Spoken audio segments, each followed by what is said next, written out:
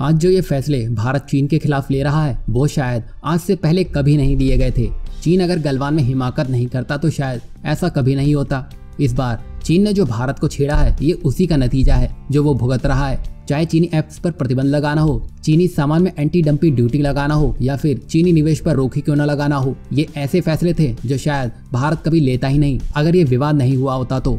क्योंकि चीन अब LAC में चिपक कर रह गया है तो भारत सरकार को भी मौका मिल गया है कि चीन के खिलाफ एक्शन लिया जाए। जो हथियार भारत ने पिछले 5 से 6 महीनों में लिए हैं वो शायद भारत ने 5 से 6 सालों में भी नहीं खरीदे होंगे। साथ ही साथ 50 से 60 दिनों में भारत ने जो दर्जनों मिसाइलों के परीक्षण किए हैं वो भी आज से पहले नहीं किए गए थे। ये साफ संकेत है कि अब चीन की बादशाहत ज्यादा दिनों तक नहीं टिकने वाली है, क्योंकि जो चोट भारत चीन को आर्थिक सेक्टर में देना शुरू कर चुका है उससे उबर पाना अब चीन के बस में भी नहीं होगा।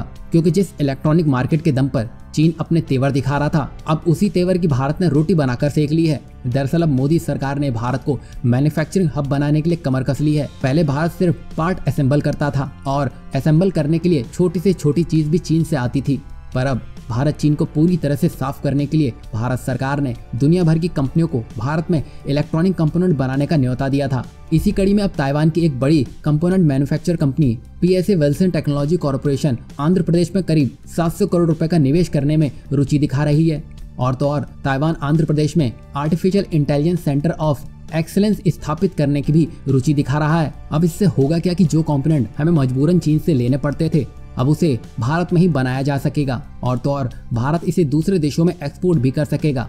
और भारत में जो इलेक्ट्रॉनिक सामान मैन्युफैक्चर होगा उसकी कॉस्ट भी कम होगी। और यहाँ चीन जिस देश को सबसे ज्यादा दबाने की कोशिश कर रहा था आज वही देश भारत के साथ कंधे से कंधा मिलाकर चीन को तगड़ा जवाब देने में लगा है। इसी के साथ भारत और ताइवान की बढ़ती नजदीकियों से परेशान चीन को एक और बड़ा झटका लगा है।